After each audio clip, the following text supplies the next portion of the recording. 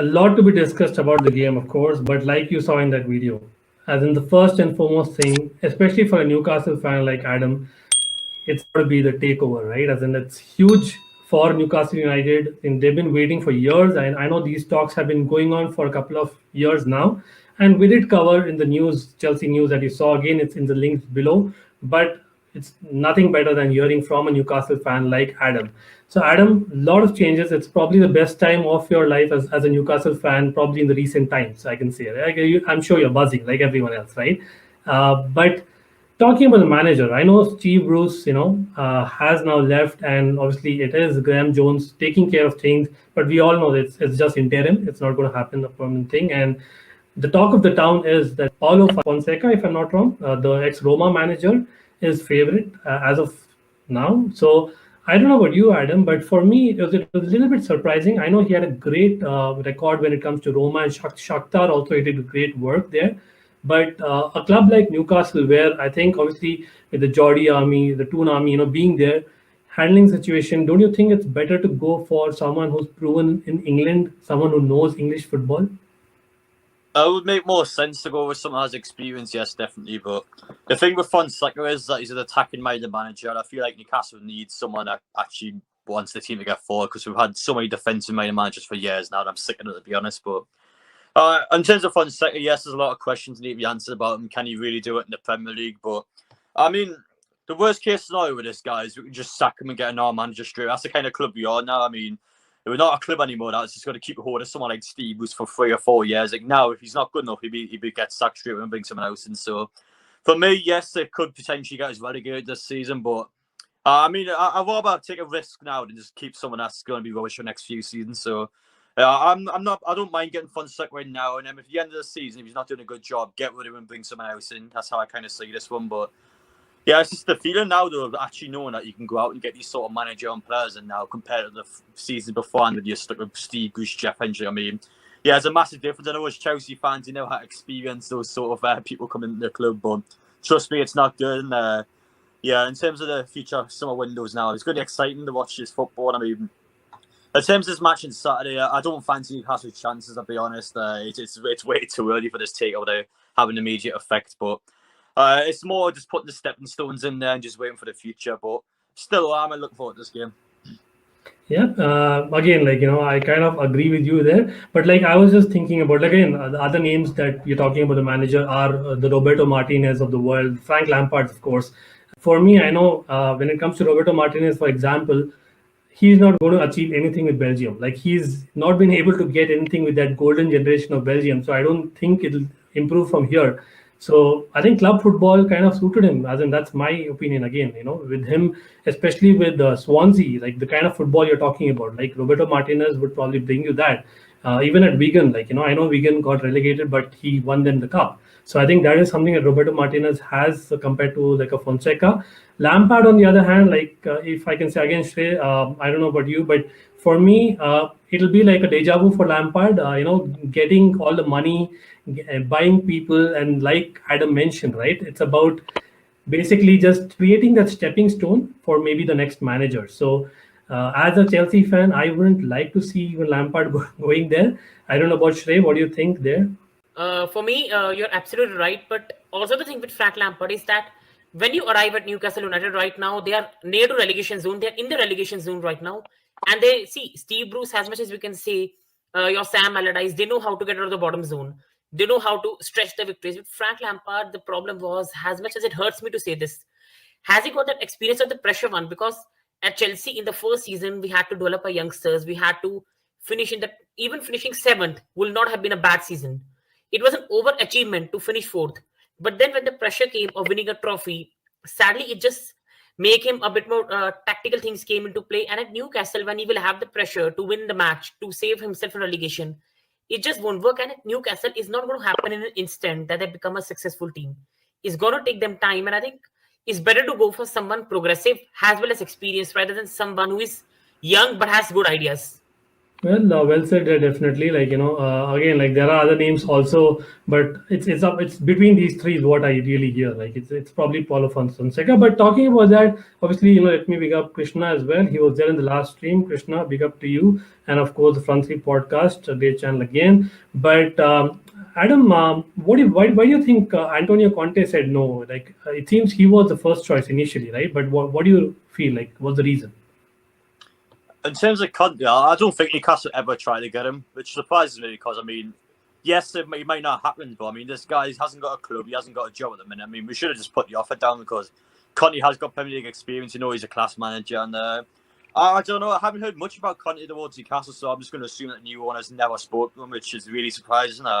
Yeah. In terms of ones I've seen, obviously Fonseca's the main one. I've seen a lot of things from like Ronaldo, seen who have directly contacted him, but in terms of our managers, though, I haven't heard much from any of them really. I mean, yes, there's some rumours from the Ajax managers, some rumours from the likes of Lampard, etc. But Fonseca's the only one I've really seen actual like positive news on. So I don't know what's going on behind the scenes. I don't know if we've spoken to anyone else or not. But he's the only one that really seems like is going to come to Newcastle at the minute. So as it stands, we're going to be getting Fonseca, which Tottenham did try to get in the summertime. So I mean, our clubs have tried to get him in. So we'll see, but I don't know. I'm quite surprised we haven't tried to get Conte, to be honest, because he is a top-level manager, and I would love to see him in Newcastle. But in the end, it looks like whenever Odia gets sacked in a couple of weeks, he'll probably end up going there. But I don't know. I'm surprised Newcastle haven't tried to do more of him.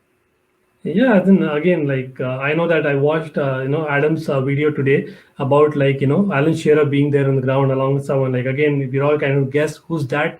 But for me, again, Alan Shearer is one. I was surprised even for the director of football. I think it's Mark Overmars, who's probably the favorite for the director of football.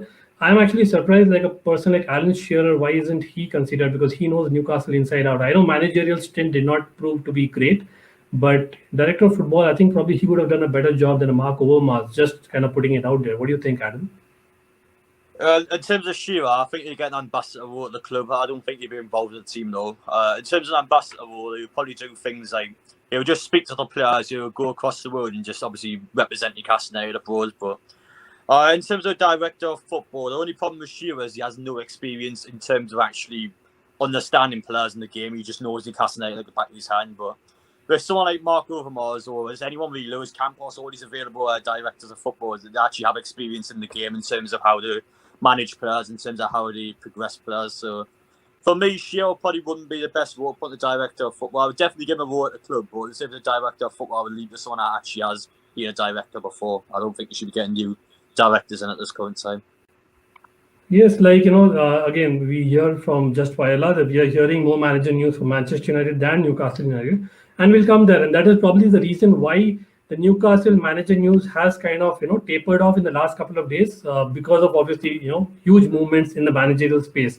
It's literally a musical chairs of managers. That's going to happen, like Adam mentioned as well, right? I'll come to you, Shrey. In terms of Manchester United, I know that we're talking in Newcastle here and, of course, takeovers. But we cannot leave Manchester United out of the picture because of the manager situation being so related and what happens at Newcastle. So Ten Hag is one, for example, that was to be the Newcastle manager, like Adam said. But again, he's doing a brilliant job at Ajax. So I don't know. And Barcelona, on the other hand, great for Xavi to actually go back to his beloved club. But we all know how it ends, right? As in Pirlo, Lampard, Shearer for Newcastle. Like those are things which, as in it's not really worked in recent times. As in I don't remember a single club really where it's really worked, where a club legend has gone, it worked. I know Barcelona is different, but in terms of United, like coming back to United, I know Rishabh is a United fan who's in the chat as well. Again, Conte to United, supposedly he's the favorite if Ole, kind of goes. But I don't know, coming back to Conte, like, do you see Conte as a fit? Because for me, it's calling implosion, right? And that's what Conte is after 2 years. Conte is not a good fit for United. He was never, because if you remember the Juventus score under him, the midfield was mostly of Marquinhos, Khedira and Pogba. Now at Chelsea, he used to have Matic and Conte in a 3-4-3, and then he used to have Fabregas on the bench. So Matic used to sit above the defense, and Conte used to run around, win the ball back, and used to put a lot of effort. Now they've got Pogba, who is more of a person who you cannot ask to do defensive duties. Pogba's part is to create for the team. Then you've got Van de Beek, who is a very good player in possession, but he's not a sitter. Then you've got McTominay, who is more of a box-to-box. Then you've got Fred, who I'm sorry, but I don't know what his role is in the team. And then really, you look at their academy, Garner, Mujabri, no one from them has impressed in so much that they can take the part in the team. So which midfielder is going to play? 3-4-3 formation requires a sitter and a midfielder that can play box to box. Now, Pogba for me is not a box to box, and sadly, who is a sitter in the team, who is a DM, and it's ready for an implosion because he will ask Ronaldo and everyone to press, work harder, and it's not going to work for them. It's just going to implode.